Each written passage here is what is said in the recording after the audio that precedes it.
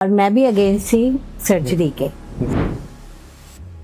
संध्या जी, आपको क्या प्रॉब्लम थी और कितने सालों से आप परेशान थे? 10 to 12 years बैक मेरे को नी पेन स्टार्ट हुआ था। कई डॉक्टर्स को भी दिखाया, वो कहते हैं अभी सर्जरी नहीं करानी, एज नहीं है आपकी। जो दर्द था वो ऐसा होता था कि आपकी रेस्ट्रिक्शन ऑफ एक्टिविटीज थी? इतना पेन था, कई बार तो मैं रो पड़ती थी। पेन किलर्स की जरूरत पड़ती थी आपको? मैं पेन किलर्स के अगेंस्ट हूँ। इस ड्यूरेशन में वॉकिंग कितना कर पाते थे? देखिए उस टाइम तो मैं डरती थी, बट मुझे ये फील होता है कि अब 4-5 साल पहले करा लेनी चाहिए। प्रेग्नेंट लोगों में सबसे बड़ी जो प्रॉब्लम है वो ये है कि अगर जैसे दर्द होता है तो सबसे पहला है वो चलना फिरना बंद कर देते हैं। अब मैंने लिफ्ट से जाना छोड़ दिया है, मैं स्टेयर से ही जाती हूँ।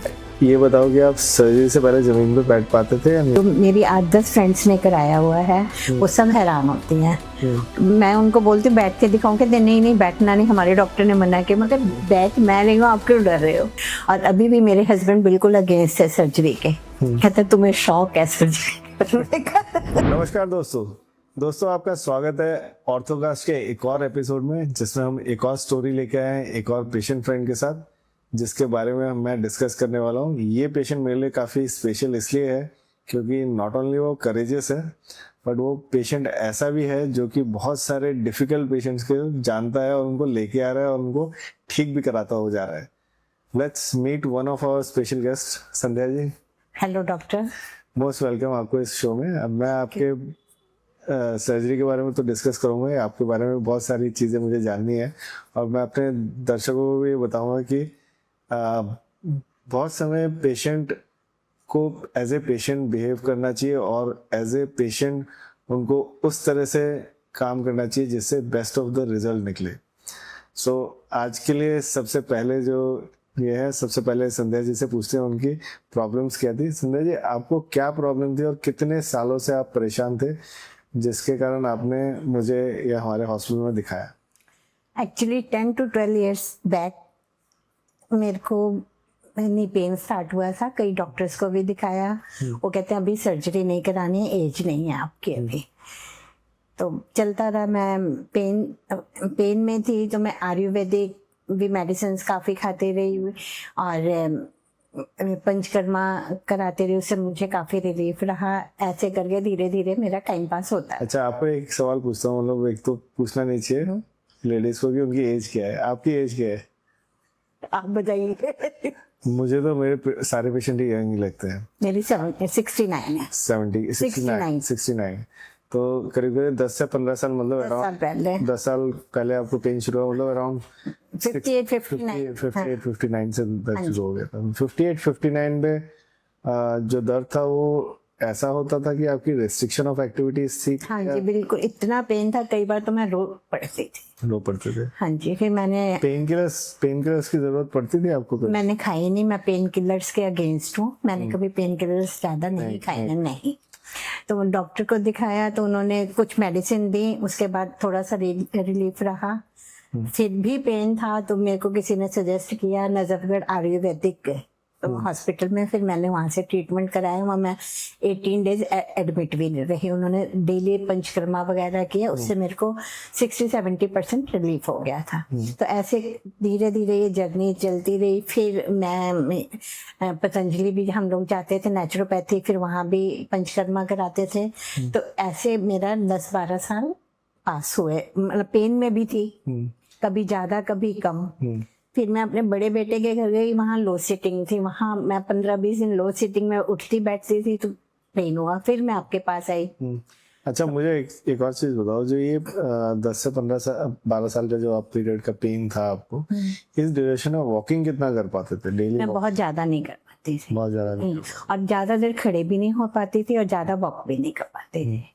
तो आपको सीढ़ी चढ़ना उतरना कितना इजी होता था? नहीं, काफी प्रॉब्लम आती थी। हमें अवॉइड करना चाहती थी क्योंकि मुझे प्रॉब्लम रहती थी। अच्छा, कभी ऐसा होता था कि आप सोशल एक्टिविटीज या गैदरिंग्स में जाना अवॉइड करते थे कि मुझे पेन होगा और आके मुझे दर्द ज्यादा होगा, या नहीं, एक्टिविटीज में तो मैं अवॉइड करती थी। अदरवाइज जैसे डिनर्स में जाना है किसी के घर, उतना तक मैं इसलिए कर लेती थी। अगर पूछे मॉल वॉल घूमने चले जाते थे? मॉल घूमने जाना थोड़ा डिफिकल्ट लगता था। अगर मैं जाती थी तो बीच बीच में मेरे को सिटिंग की जरूरत पड़ती थी। मैं कॉन्टिन्यूसली स्टैंडिंग नहीं रह सकती थी, चल भी नहीं सकती थी। आयुर्वेदिक ट्रीटमेंट जो पंचकर्मा आप बता रहे हो, उसको जब आप करते थे तो कितना रिलीफ रहता था और कितने दिन तक अच्छा 60-70% रिलीफ था और काफी टाइम रहा है उसके। तो फिर एक बार ये ट्रीटमेंट करने से कितने दिन तक आपको बहुत पेन फ्री रह जाता था? मैंने कहा 2-3 साल तो पेन 2-3 हाँ साल के करीब है। हाँ जी। उसके बाद फिर पंचकर्मा करा लेते थे, ऐसे करके मेरी ये जर्नी इतनी पास हो गई। और मैं भी अगेंस्ट थी सर्जरी के, लेकिन जब आपके पास आई, आपने एक्सरे करवाया और उसमें देखा कि मेरी बैकबोन पे भी इफेक्ट आ रहा है, तो आपने कहा कि इससे नी से पहले तो बैकबोन करानी पड़ जाएगी। तो मैं ये आपको मैं बताना चाहता हूँ कि मैंने जब आपको फर्स्ट टाइम एक्सरे देखा, इट वाज रियली अमेजिंग कि इतनी खराब डिफॉर्मिटी के साथ भी, ठीक है, आप मेरे ओपीडी में चल के आए थे। मैं डेली 5-6,000 स्टेप चलती थी उस टाइम पर भी। हाँ। मैं डेली जाती हूँ मंदिर वॉक करके, 15 मिनट्स वॉक है मेरे घर से, सीके बिरला के बैक में ही है। सो ऑल इन ऑल जो मतलब मैसेज था कि मैं यूजुअली आपके जो एक्सरेज जिस तरह से मतलब जो डैमेजेस थे नी के अंदर, उनमें यूजुअली पेशेंट मेरे पास जो आता है वो 70 या 65-70 के बीच वाले यूजुअली व्हीलचेयर पे या स्टिक के सहारे से या बहुत डिफिकल्टी से चल के आते थे, ठीक है, और आप ऐसे आए थे जिस तरह से लगता है कोई प्रॉब्लम नहीं है। तो ये एक और अमेजिंग चीज़ होती है कि बहुत लोग जो लोग डेली एक्टिविटीज़ रेगुलर करते रहते हैं, उन लोगों के क्या होता है, घुटने जो है विद बैड एक्सरेज भी वो बहुत अच्छा परफॉर्म कर सकते हैं। और मुझे लगता है कि उसमें कुछ हद तक आपकी एक्टिविटीज़ ने हेल्प किया, आप रेगुलर एक्टिविटी करते थे इसलिए आप कर पा रहे थे।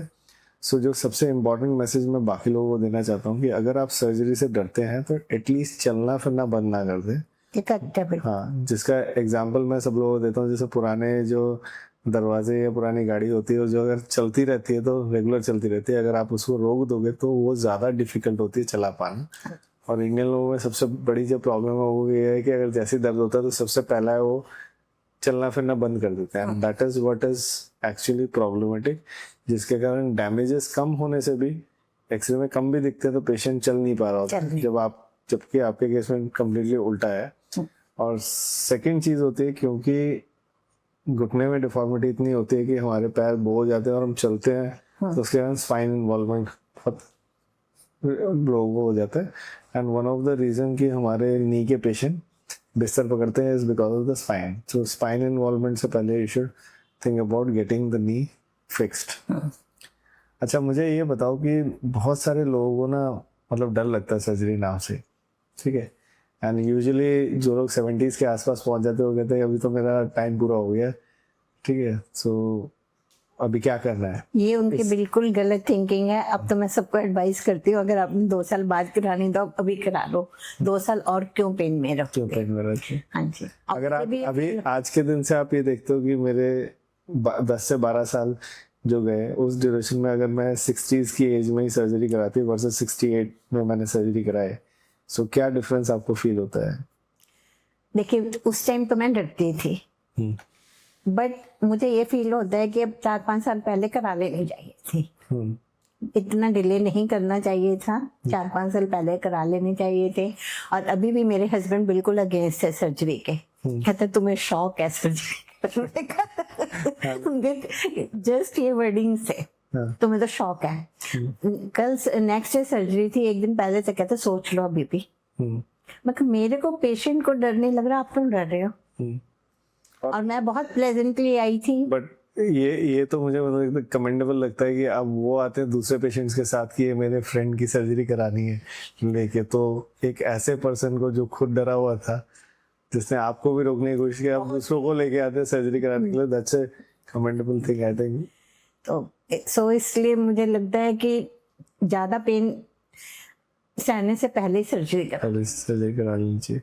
ये बहुत लोगों का मतलब मानना है कि नी रिप्लेसमेंट सर्जरी तभी करानी है जब एकदम एंड पॉइंट पे हम पहुंचे हैं, बट अभी मेरी एक फ्रेंड और मिली थी, वो भी कह रही थी कि डॉक्टर कहते हैं अल्टीमेटली करानी पड़ेगी, बट अभी कुछ टाइम निकाल लो। मैं कहा कुछ टाइम किस लिए निकालो? या तो डॉक्टर कहते कि बिल्कुल जरूरत नहीं है, फिर तो ठीक है, अगर करानी है तो आप 1-2 साल की और पेन में रहते हैं। मैंने अभी भी उनको ये सजेशन दिया। अब तो मैं अपने जितने भी 60s वाले पेशेंट देखता हूँ जिनको नी आर्थराइटिस सिग्निफिकेंट है, मैं उनको बोलता हूँ कि सर्जरी 60s में 58-60s में कर लेना बेहतर है, क्योंकि हम लोगों ने एक स्टडी की थी, मैं 2014-15 की बात बता रहा हूँ, जब मैं मुंबई में था तो हम लोगों ने एक स्टडी की थी इंडियन पेशेंट्स में कि जिनकी सर्जरी 58 और 60 के बाद हुई है, उनकी अगर सर्जरी अच्छे से हुई है फर्स्ट वाली सर्जरी, तो वो करीब करीब अगले 30 साल तक बढ़िया चलती है। ठीक है, तो उनको लाइफ में दोबारा सर्जरी की कभी ज़रूरत नहीं पड़ेगी। सो जो लोग पेन के साथ 58-60 तक पहुंच गए हैं, वो लोग जब भी सर्जरी कराएंगे उससे 30 साल के लिए जो है सर्जरी चलेगी, मतलब कि प्रैक्टिकली आप 90-95 की एज पे पहुंच जाओगे। तो उन लोगों के लिए एंड लाइफ में लास्ट सर्जरी होने वाली है।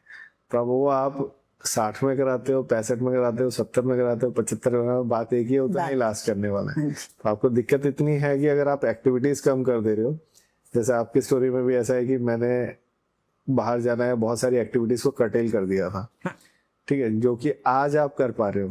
तो अगला सवाल यही है कि आज आपकी सर्जरी के कितने दिन हो गए हैं? आज मेरी लास्ट ईयर 31 जुलाई को हुई थी। करीब 1.5 साल होने वाला है। 1.25 साल तो हो चुका है। हाँ, तो 1.25 साल 1.5 साल के बीच में जो है मैं बिल्कुल एक्टिव हूँ। इस ड्यूरेशन में क्या क्या आप कर पा रहे हो जो पहले नहीं कर पाते थे? मैं वॉक इतने नहीं कर पाती थी। अभी कितनी कर पा रहे हो? अब तो मैं 10,000 स्टेप डेली होते हैं जो फोन में आते हैं। हाँ। जो घर में वॉकिंग है 2000 स्टेप तो मिनिमम है, वो अलग है। Very good. और स्टेयर्स नहीं चढ़ पाती थी, अब मैंने लिफ्ट से जाना छोड़ दिया है, मैं स्टेयर से ही जाती हूँ। हाँ जी। और किचन में भी सर्जरी से पहले 1 घंटा काम करने के बाद मुझे रेस्ट चाहिए होता था। अगर मैं आधा घंटा भी रेस्ट करती थी फिर मैं एक्टिव हो जाती थी, बट अब 2 घंटे तक मैं स्टैंडिंग काम कर सकती हूँ। हाँ जी। बाहर घूमने जाने के लिए कोई हेजिटेशन नहीं है मुझे घूम। हाँ नहीं। हाँ जी। जितना मर्जी चलने के लिए, बाहर घूमने के लिए जाए, मॉल वॉल जाए, कोई दिक्कत नहीं, नहीं अभी रहती? तो कोई दिक्कत नहीं है। अच्छा, ये बताओ कि आप सर्जरी से पहले जमीन पे बैठ पाते थे या नहीं बैठ पाते? नहीं, सर्जरी से पहले नहीं बैठ पाती थी, बट आपने ही कहा है, फर्स्ट सर्जन मैंने देखे हैं जिन्होंने कहा है कि अब फ्लोर पे बैठ सकते हो। और जो मेरी 8-10 फ्रेंड्स ने कराया हुआ है वो सब हैरान होती हैं। मैं उनको बोलती हूँ बैठ के दिखाऊं, कहते नहीं नहीं बैठना नहीं, हमारे डॉक्टर ने मना किया। मगर बैठ मैं रही हूँ, आप क्यों डर रहे हो? तो अब मैं बैठ जाती हूँ। हाँ, सपोर्ट लेके उठती हूँ, अदरवाइज मैं बैठ के उठ रही हूँ। बात है। हाँ जी। मैं आपको इसकी स्टोरी सुनाता हूँ क्यों बाकी सर्जन्स जो है मना करते हैं। अब मेरी ट्रेनिंग जो है मुंबई की ट्रेनिंग है, तो मुंबई में मोस्टली होते थे हमारे गुजराती पेशेंट सारे। अब गुजराती पेशेंट्स का क्या होता था कि सारे जो है फ्लोर पे ही उनका बिजनेस सारा होता है, ठीक है। सो गुजराती पेशेंट्स को अगर आए और उनको हम ये बोले कि आप ना सर्जरी के नीचे बैठ नहीं पाओगे, अपना बिजनेस छोड़ना पड़ेगा, तो वो कभी नहीं कराते। तो मैंने जिससे ट्रेनिंग की, डॉक्टर राजेश मनियार जिनके साथ मैं काम करता था, तो मैंने ये रियलाइज किया कि out of everyone he was also of this कि ऑलमोस्ट 60-70% पेशेंट उनके भी नीचे बैठते थे, और उनके सारे पेशेंट जो है गुजराती या मराठी होते थे, और सबका जो काम है वो डेली वर्क है वो फ्लोर पे ही होता था। So that has actually given him this confidence कि उन्होंने सर्जरीज 2000 के टाइम से 2000 के टाइम से 99-2000 से वो सर्जरी कर रहे हैं, और उन्होंने अपने करियर में यही चीज़ प्रमोट की कि सब लोग नीचे बैठ सकते हैं। And it was actually demand of उनके लिए पेशेंट्स की कि वो इस तरह से सर्जरी करते थे जिससे नीचे बैठ सकते हैं। एंड वही चीज़ हम लोगों ने ट्रेनिंग में सीखी कि किस तरह नी का मूवमेंट एक्स्ट्रा लिया जाता है विथ नॉर्मल इम्प्लांट। ऐसा नहीं है कि इम्प्लांट हम लोगों ने स्पेसिफिक लगाया, सर्जिकल टेक्निक ऐसी थी जिससे घुटना मुंडे लग जाता है, and along with good rehabilitation exercise physiotherapy. So ये दोनों चीज़ें combined with a good patient बैठ पाते थे। तो उनके जो वर्डिंग्स होते थे कि 60-70% of my patients can sit on the floor. But मैंने रियलाइज किया कि जो मेरी प्रैक्टिस में हुआ, मैंने उसी को आगे बढ़ाया और भी फिजियो पे इम्पोर्टेंस दिया, पेशेंट एजुकेशन सिलेक्शन पे एकदम परफेक्ट रहा, तो it has gone up to 90% of our patients can sit the floor, ठीक है। सो इनिशियली लगता था लोगों को कि इम्प्लांट जो है खराब हो जाएगा, घिस जाएगा। उसका रीज़न होता था कि जिनके इम्प्लांट की सर्जरी पोजीशनिंग अच्छी नहीं हुई है, उन लोगों के इम्प्लांट घिस सकते हैं अगर उन्होंने अच्छे से फिजिकल ट्रेनिंग नहीं की है, फॉर सर्जरी अच्छी नहीं हुई है, वो था reason. And over the period अब उनके डॉक्टर मनियार के अपने रिजल्ट्स जो है वो 20 से 25 साल के हो गए हैं, जिनमें कि इम्प्लांट इज एक्चुअली लास्टिंग 25 साल, ठीक है। और उनके अपने पब्लिकेशन जो पब्लिश कर रहे हैं उनमें भी 20 से 25 साल में patient with all activities implant last कर रहा है। तो अब मुझे लगता है कि ग्रेजुअली इंटरनेशनल कम्युनिटी में भी आ रहा है कि डूइंग क्रॉस लेग सिटिंग या स्क्वाटिंग इज नॉट हार्मफुल। पहले के टाइम में क्या होता था कि कुछ सर्जन ही ऑपरेट कर रहे होते थे और हो सकता है कि सर्जिकल स्किल्स ऐसी नहीं थी या फिजियो रिहेबिलिटेशन इतना अच्छा नहीं था तो करा नहीं पाते थे, तो वो करवाते ही नहीं थे कभी भी। एंड ओवर द टाइम अभी सारे पेशेंट ये कर पा रहे हैं और मुझे लगता है कि मैं किसी एंगल पे मना नहीं करता हूँ। मुझे लगता है ये देने से पेशेंट क्या होता है कि वो सारी एक्टिविटीज कर पा रहे होते हैं हाँ जी, जो वो मिस कर रहे होते मिस कर हैं। एंड एवरी वीक मुझे लगता है कि बहुत सारे ऐसे पेशेंट होते हैं जो फ्लोर पे बैठते हैं और वो खुद ही सरप्राइज हो जाते हैं, हाँ ये मैं कर पाया। अब मेरी हैबिट ही क्रॉस लेग बैठने सिटिंग की थी। जी। जब मेरे को प्रॉब्लम स्टार्ट हुई तो डॉक्टर्स ने मना किया, बट अनऑनली मैं बैठती ही क्रॉस लेग थी। फिर याद आता था, माइंड में स्ट्राइक होता था कि डॉक्टर ने मना मना किया किया है। है। फिर मैं लेग स्ट्रेट करती थी। तो इसलिए भी मेरे को बहुत प्रॉब्लम आती थी क्योंकि हैबिट ही क्रॉस लेग क्रॉस बैठने लेग की। बैठने हाँ की। जी, तो अब ऐसे कोई ऐसे कोई प्रॉब्लम इशू नहीं। ग्रेट। सो अब अगर मैं आपको पूछूं कि मतलब मैं आपको बोलूं कि जैसे आप नी रिप्लेसमेंट के एक तरह से एक ब्रांड एम्बेसडर बन गए, ठीक है, जिन्होंने सर्जरी कराई वो भी 10 साल वेट करने और उसके बाद अब आप सबको ये बोलते हो कि आपको जल्दी करा लेनी चाहिए, हाँ जी। ठीक है, तो उस एस्पेक्ट में अगर मैं पूछूं तो आपको क्या लगता है ऐसे लोगों के लिए जो मतलब ये वीडियो मोस्टली ऐसे लोग देखने वाले हैं जो सालों से डरे हुए हैं, सर्जरी से डरते हैं और उसके अच्छे रिजल्ट से भी डेफिनेटली डरते हैं, उनको कभी कभी लगता है कि सर्जरी कराऊं कि नहीं कराऊं, उन लोगों ने क्या मैसेज देना चाहती हूँ? मैं इन सब पेशेंट को ये मैसेज देना चाहती हूँ कि वो बिना डरे डॉक्टर के ऊपर फेथ करके अपने विल पावर स्ट्रॉन्ग करके उनको सर्जरी अर्लीस्ट करा लेनी चाहिए। जो वो पेन है उससे वो फ्री हो जाएंगे और एक गॉड के ऊपर फेथ रखना चाहिए, डरना नहीं चाहिए। डॉक्टर के ऊपर तो फेथ है ही है 100% और 200% गॉड के ऊपर भी होना चाहिए कि आप लेके जा रहे हो सर्जरी के लिए, मैं बिल्कुल ठीक होंगी। एक ये भी मेरी विल पावर बहुत, इसने भी मेरी विल पावर बहुत स्ट्रांग किया।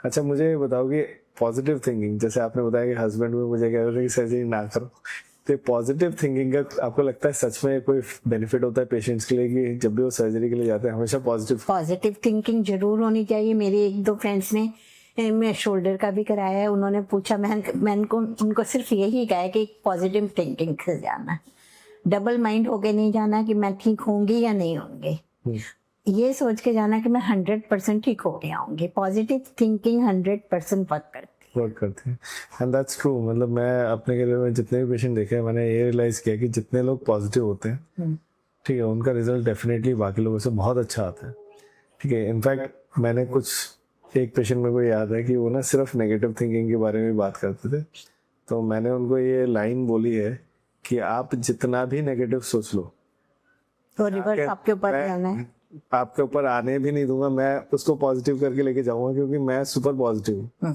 ठीक है। आप जितना नेगेटिव हो उससे ज्यादा पॉजिटिव हो।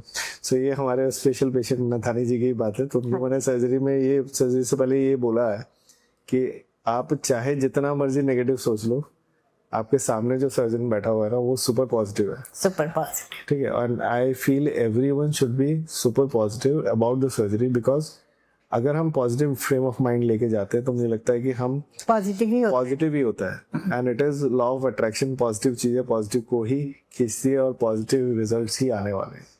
तो इफ्स एंड बट्स डेफिनेटली आते हैं सबकी लाइफ में, जरूरी नहीं है कि हर एक चीज स्मूथ हो, बट उनसे घबराना नहीं है, ठीक है। जब तक आपका सर्जन ना बोले कि आपको टेंशन लेने की जरूरत है तब तक नहीं लेना है। और हमारी तरफ से, मेरी तरफ से पूछोगे तो मैं हमेशा बोलूंगा never think anything negative, it is going to happen in good faith. अच्छा, पेशेंट और डॉक्टर के बीच में कम्युनिकेशन अच्छा होना चाहिए। और एक और चीज जो आपने बहुत कमेंडेबल की है जिसके बारे में मैं आपसे 2 वर्ड पूछना चाहता हूँ कि एक्सरसाइज फिजियोथेरेपी में आपने कितना रिलीजियस एफर्ट मारे? मैंने अपनी तरफ से 100 माने हैं, बट डॉक्टर वेदिका भी बहुत अच्छी फिजियोथेरेपिस्ट थी, वो मोटिवेट भी करती थी मेरे को, बट मैंने अपनी तरफ से 100%। अगर कोई मैं पूछूं कि सर्जरी के बाद एक्सरसाइज रिहेबिलिटेशन फिजियोथेरेपी करनी चाहिए या नहीं 100% करनी चाहिए, और जितना डॉक्टर बोलते 2 मंथ 3 मंथ जितना बोलते उतना 100% करना चाहिए। Definitely yes. मुझे लगता है कि एक और बहुत इंपॉर्टेंट चीज जो इस पॉडकास्ट में मैं बोलना चाहूंगा कि पेशेंट्स को ऐसा लगता है कि सर्जरी में सर्जन ने कर दिया उसी से मैक्सिमम मिलने वाला है। सर्जरी ऑलमोस्ट एक पार्ट है, उसमें एक और इम्पॉर्टेंट पार्ट है एक्सरसाइज रिहेबिलिटेशन का। पुराने टाइम में ऑर्थोपेडिक सर्जरीज के रिजल्ट्स अच्छे ना होने के वन ऑफ द रीजन या उनके जो खराब रिजल्ट सामने आने के रीजन थे कि रिहैबिलिटेशन पार्ट में, रिहैबिलिटेशन मतलब वापस बैक टू नॉर्मल लाइफ कैसे पहुंचे विथ एक्सरसाइज एंड एक्टिविटीज, तो वो वाला पार्ट कम्प्लीटली मिसिंग था। जो कि मुझे लगता है कि जब मैं पेशेंट्स को समझाता हूँ कि ये करना है, तो मुझे लगता है कि कोई ऐसा पेशेंट होता है जो समझ के बोले कि मुझे नहीं करना है। ठीक है, इट इज़ लाइक कि मैंने गाड़ी खरीदी, अब मुझे गाड़ी में खरीदने के बाद कोई सर्विसिंग की ज़रूरत ही नहीं है या मुझे कोई ट्रेनिंग की ज़रूरत ही नहीं है कि मैं इसको अपने आप ही चला लूँगा। तो बहुत सारी चीज़ों के लिए मुझे लगता है ट्रेनर और एक अच्छा कोच बहुत ज़रूरी है, जिससे कि बेस्ट रिजल्ट निकल के आ सके। तो मैं हमेशा पेशेंट्स को बोल रहा हूँ, जैसे ट्रायंगुलर पिलर होता है जिसमें पेशेंट, सर्जन और फिजियोथेरेपिस्ट तीनों मिलके एक बढ़िया पिलर बनाते हैं जिससे कि सक्सेस का स्टोरी शुरू होती है। तो I think that's a very true story of Sandhya ji. और बहुत इम्पॉर्टेंट चीज़ एक और बताना चाहता हूँ कि उनके नोन बहुत सारे पेशेंट्स जो सच में डरते थे, सच में इतना डरते थे कि वो सर्जरी नहीं कराते शायद, या किसी भी तरीके से ऐसे बहुत सारे पेशेंट उनके नोन मैंने ऑपरेट किए जिन्होंने मुझे लगता है कि कभी सर्जरी नहीं कराई होती अगर आपने उन्हें पॉजिटिव मोटिवेट नहीं किया होता। And that's a role of a person जो कि किसी, जैसे एक एग्जाम में कोई टॉपर निकलता है, उसका रोल होता है बाकी कोई भी आए तो उसे पॉजिटिव मोटिवेशन दे ताकि वो भी अगले साल का टॉपर बन सके। तो उसी तरह मुझे लगता है कि आपने भी अपना रोल बहुत अच्छा निभाया है। एंड मुझे लगता है सारे ऐसे पेशेंट्स जिन लोगों की सर्जरी अच्छी है, सक्सेसफुल हुई है, उनको, जिन लोगों को डर लगता है उनको मोटिवेट करने की ज़रूरत है और उनको पॉजिटिव थॉट की तरफ लेने की ज़रूरत है। इस पर आप कुछ बोलना चाहते हो? मैं तो यही कहना चाहूँगी, जो भी डरते हैं पेशेंट्स, जो भी पेशेंट डरते हैं उनको नहीं डरना चाहिए। फेथ, डॉक्टर के ऊपर फेथ रखना चाहिए, डॉक्टर की टीम के ऊपर फेथ रखना चाहिए और जैसा डॉक्टर एडवाइस देते हैं वो जरूर करना चाहिए। कई पेशेंट्स ऐसे हैं सर्जरी तो करवा लेते हैं बट फिजियो नहीं कंप्लीट नहीं कराते, 10-15 डेज कराते हैं, फिर वो बाद में जाके उनको प्रॉब्लम होती है। मेरी भी कई फ्रेंड्स हैं, उनको भी बाद में बहुत प्रॉब्लम्स हैं, अभी भी कहते हैं हमारे से नहीं उठा बैठा जाता। बट मैं सोचती हूँ कि फिजियोथेरेपी तो मस्ट है। हाँ जी, वो करानी ही चाहिए और अच्छे फिजियोथेरेपिस्ट से करानी चाहिए। हाँ जी, मेरी फिजियोथेरेपी डॉक्टर वेदिका थी जो बहुत मोटिवेटिव थी और बहुत अच्छी थी, उन्होंने भी बहुत कोऑपरेट किया है और डॉक्टर आपने भी, आपकी पूरी टीम ने भी बहुत कोऑपरेट किया है, इसीलिए मोटिवेशन ज़्यादा है। So I think that's a wonderful story of Sandhya ji कि उन्होंने आगे आके हमारे से बात की। मुझे लगता है बहुत सारे पेशेंट्स को इससे मोटिवेशन मिलेगा। एंड आई थिंक जिन लोगों ने सर्जरी कराई है वो लोग को आगे बढ़ के बोलना चाहिए, दूसरे लोगों को बताना चाहिए कि सर्जरी सक्सेसफुल है, उनसे डरे ना। ठीक है, और डर को अगर अंदर आता भी है तो अपने सर्जन से या अपने डॉक्टर से बात करें, उनके दिए गए पेशेंट के रेफरल से बात करें, उन लोगों से बात करके मोटिवेशन आती है। एंड टॉपर्स को देख के ही, टॉपर से बात करके ही मुझे लगता है कि एग्ज़ाम टॉप किया जा सकता है। एंड आई थिंक ऐसे बहुत सारी स्टोरीज मैं लेके आता रहूँगा। And I am very happy and thankful to Sandhya ji for coming to this show. And जो भी ऐसे लोग हैं जिनको कोई डाउट है, कुछ पूछना है सवाल, तो वो मुझे पूछ सकते हैं, संध्या जी से भी पूछ सकते हैं। And thanks for watching this podcast. Thank you doctor and thank you your whole team with physiotherapist doctor Vedika. Thanks a lot.